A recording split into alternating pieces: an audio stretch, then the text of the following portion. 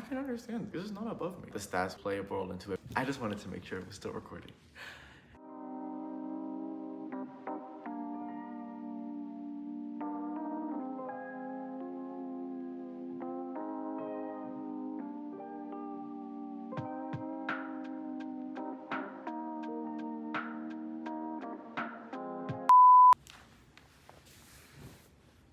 Hey guys, I'm Brian D. Basinga and welcome back to another video on becoming Brian D.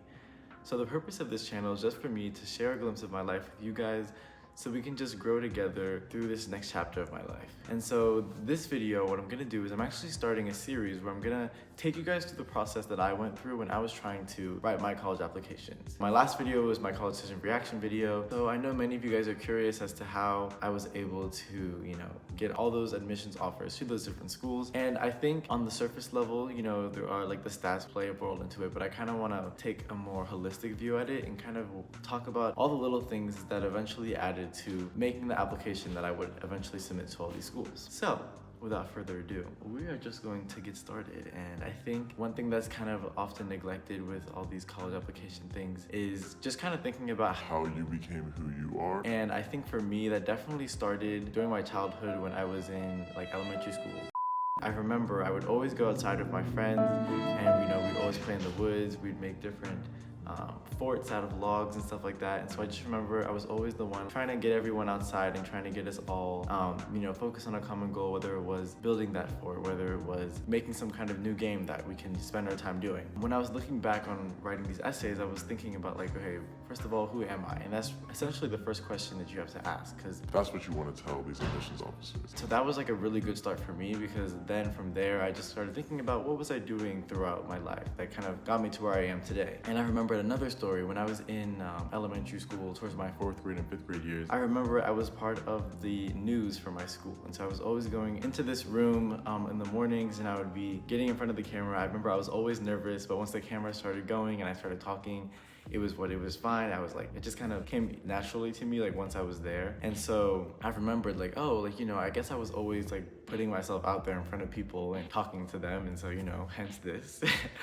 But those little things like that made me think, okay, let me think, why did I end up doing the different clubs that I did in high school? Doing the news for my school, it kind of led me towards wanting to do student council, because to me it was serving my peers, get to make friends, get to talk to people. And so that's kind of how I ended up doing that. And I've done the student council since 3rd grade actually, and I've been doing it through 12th grade. So the past 9 years I've been in the student council at the schools that I went to. I started wanting to go for leadership positions in 5th grade, 8th grade, and then in high school. And so in 5th grade I ran for school president and I lost. And then in 8th grade I ran for president again and I lost again. But I finally won for my first time freshman year to be the freshman class president. It kind of taught me that, if you set yourself out to do something, right, there are going to be a lot of obstacles that come your way, but you can always overcome those obstacles.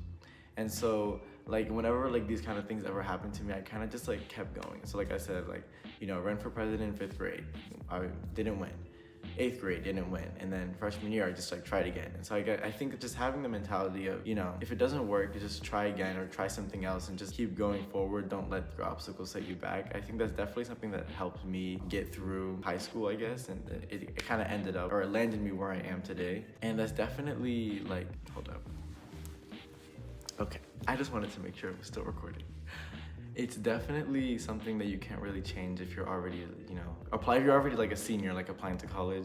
But if you're a younger audience, first, I applaud you for looking into this early. But essentially, you can make yourself into the person you want to become. And that's something that I just realized at a younger age. And another story I have for that is, once I started middle school, when I was in 6th grade, I found out that one of my friends was put into this double extended math sort of thing. And the math class that I was in, it was 6th grade extended math. And I always wanted to challenge myself and kind of always trying to be the best that I could. And I wanted to also be in that math class with my friend, but I was oh, how do you know about getting into that how do you find out how did they get into that level of math? So what I ended up doing was I went to my counselor, I went to the principal, and I told them, hey, I want to be in the next math class, I want to move up. And they said, okay, you can take this test. Then then I didn't hear from them after a little bit. And then one day they were just like, okay, come down to the office, you're taking the test today. And so that I was like, Oh shoot. like, it's happening. And so I remember going down to the principal's office, I take that test and I don't know what I'm doing. I'm just like filling things out, and I'm like it was all like critical thinking and stuff like that, but math. So I guess it was just algebra, but I guess I didn't know algebra at the time. And I was taking that test and I didn't know what was going on. And when I finished, I was like, yeah, that definitely did not go well. And then I remember when they told me what the score that I got was, it's like you needed a 45 out of 55 to get into the class, and I think I got like a 37 or something like that. So it wasn't really close. And I remember I was devastated. I was so sad. I was like, Dang, like I really just like missed my chance. Like that was my one shot and I blew it. but instead of just kind of like, well, actually, no, what I started doing instead was I started taking my friend's notes before she would leave for her class, and I would like ask her if I could look through them, just to see if I could understand what was going on. Because I felt like the class that I was in right now, I didn't feel challenged in it personally, and so I was trying, like I really felt like I needed to be challenged in my math class, so I wanted to move up. And I would always take her notes. I would ask her questions on certain things, and like I was like, wait, like I kind of get this. Like I can understand this. Like this is not above me.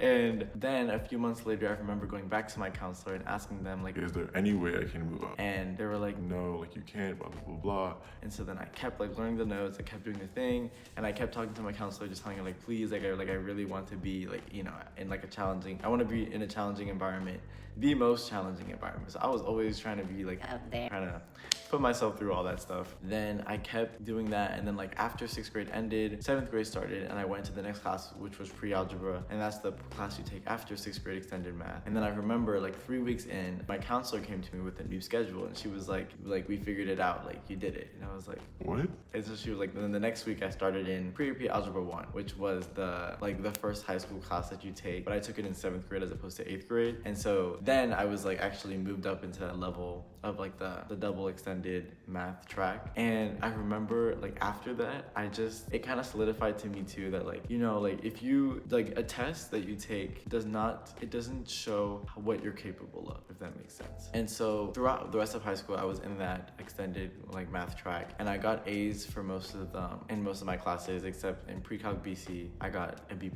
and then in calc BC I got an A. So like it just showed me that like, yeah, sure, I didn't pass the test, I didn't like have enough aptitude for that test or whatever, but I was still able to excel in all the classes that followed, and it kind of just like I said before, like that just proved to me that I can get to where I want to go. Like if I want to go somewhere, like I can get there, And so then that's middle school, and we get to 8th grade, and I remember throughout the summers in middle school, I would always go to this test prep camp for this school called TJ. And so TJ was like the magnet school that people go to for STEM in Northern Virginia, and it was like the renowned like school, like it was like one of the best schools in the country. They have all the resources and everything. It's like the place to go for STEM. And so I was like, okay, I need to get there. And so and you have to take a test to get admitted into the school for high school. And so I remember during the summers, I would ask my parents to drive me like 30 minutes to this place at 8:30 a.m. so I can get there at 9. And I would like do practice tests, and I would do those. I did those for like 2 years. And I honestly don't know why